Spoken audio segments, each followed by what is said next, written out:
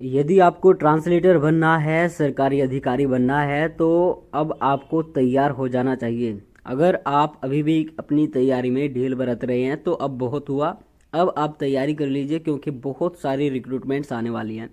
देखो, ये जो रिक्रूटमेंट है एम्स लेके आया, जो रायपुर में है, छत्तीसगढ़ में है। और एम्स नई दिल्ली में जो है वहाँ पे भी 3 वैकेंसी हैं जीएचटी की, वो भी कल उसका नोटिस आ जाएगा।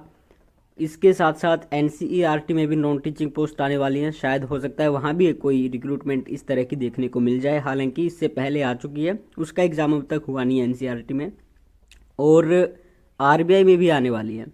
अगर आप केवल ये भरोसे बैठे हो कि एसएससी जीएचटी में सिलेक्शन लेना है तो बहुत बड़ी मार खा सकते हो, क्योंकि पेपर 2 में बहुत बुरा हाल हो जाता है। अब आपको बता देते हैं, यहाँ पे कहते हैं all India institute of medical sciences Raipur Chhattisgarh. All India का जो ट्रांसलेशन होता है कई बार आ जाता है, तो इसका होता है अखिल भारतीय। यहाँ पे ऑल का जो ट्रांसलेशन होगा अखिल होगा, और मेडिकल साइंसेज का हो जाएगा आयुर्विज्ञान। ये नहीं कहेंगे कि चिकित्सा विज्ञान।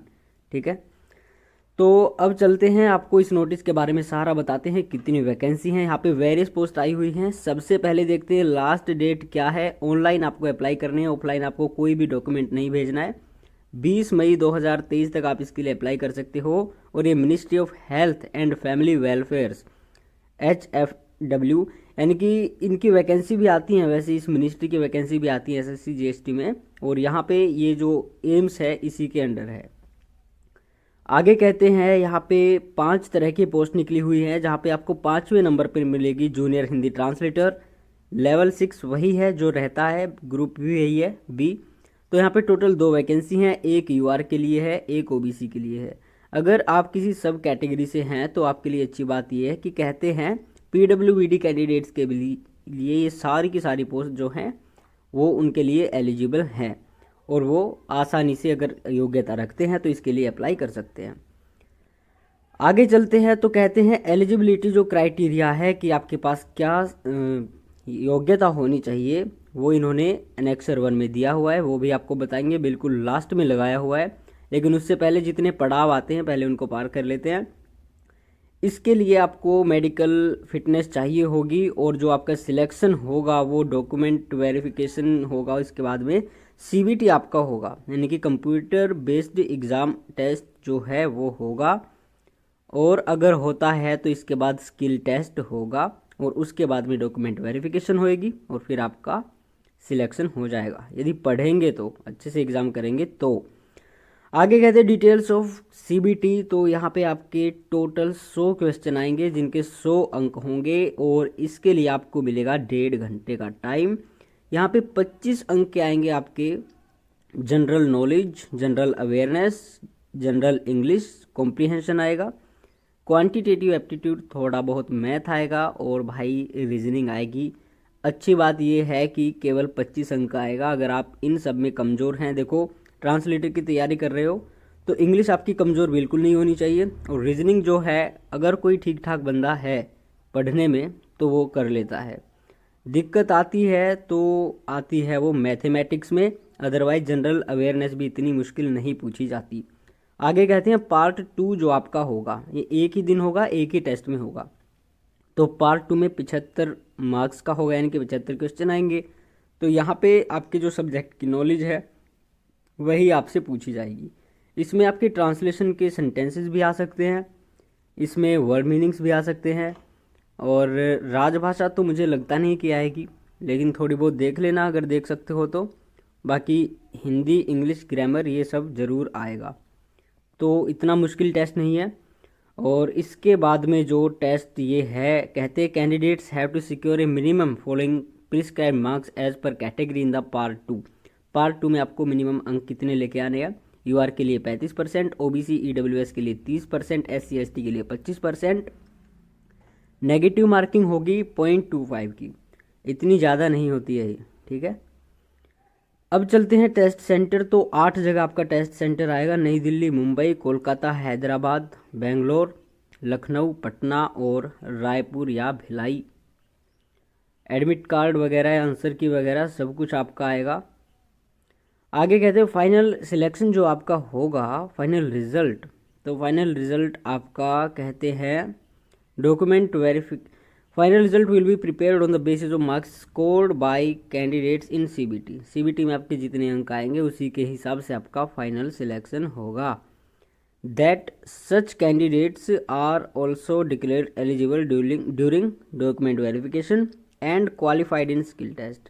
अगर स्किल टेस्ट होता है, कई बार होता है कि कैंडिडेट्स ज़्यादा हो जाते हैं, तो ज़्यादा अगर कैंडिडेट्स होंगे तो स्किल टेस्ट लिया जाएगा और स्किल टेस्ट केवल क्वालिफाई करना होगा, लेकिन जो कुछ भी होगा आपका सिलेक्शन वो आपका सीबीटी पे ही आधारित होगा। एज रिलैक्सेशन वही है जितना सेंटर में मिलता है, बताने की आवश्यकता नहीं है। ईडब्ल्यूएस का सर्टिफिकेट जो है वो 2023 से 24 वाले फाइनेंशियल ईयर में बना होना चाहिए, यानी कि 1 अप्रैल 2023 के बाद का ही बना हुआ होना चाहिए, चाहे आप आज बनवा लो। ओबीसी का जो सर्टिफिकेट होता है कास्ट का, वैसे तो उसकी 3 साल की वैलिडिटी होती है, इन्होंने लिख भी रखा है, लेकिन कहते हैं कि 23-24 वाला ही चाहिए। तो ओबीसी के जितने सारे कैंडिडेट्स हैं, ओबीसी की वैकेंसी भी है, तो वो अपना बनवा लेना सर्टिफिकेट इसी साल का, अभी जाके बनवा सकते हो। 1 अप्रैल 2023 के बाद बनवा लिया है तो कोई दिक्कत ही नहीं है। एप्लीकेशन फ़ीस की बात करें तो जनरल, ओबीसी, ईडब्ल्यूएस, चाहे महिला है चाहे पुरुष है, 1000 रुपये देने होंगे भाई। SC ST PW नहीं 1 मिनट, महिला नहीं आएगा इसमें। जनरल, ओबीसी, ईडब्ल्यूएस केवल पुरुष लोग ही 1000 रुपये देंगे। SC ST PWBD फीमेल और एक्स सर्विसमैन कोई पैसा नहीं देगा, फ्री में होगा सब कुछ, ठीक है। TADA किसी को नहीं दिया जाएगा। टेक्निकल सपोर्ट, अगर आपको दिक्कत आ रही है ऑप्शन फॉर्म याद आ रहा है फॉर्म भरने में, तो आप इनसे कांटेक्ट कर सकते हो, इनकी मेल आईडी भी है और इनका नंबर भी है। फिर कहते हैं अगर आपको किसी यानी कि इस रिक्रूटमेंट में किसी भी क्वेश्चन पे कोई क्वेरी है, कोई डाउट है, तो 11 से 5 बजे तक वर्किंग डेज में आप इनके पास सोमवार से शुक्रवार तक कॉल कर सकते हैं। इन्होंने अपना नंबर दिया हुआ है और इनकी मेल है recruitment@aimsraipur.edu.in। तो 9 पेज हमारे हो गए हैं। लास्ट वाला पेज आता है, यहाँ पे बताते हैं एनेक्सर 1 में आपका एलिजिबिलिटी क्राइटेरिया।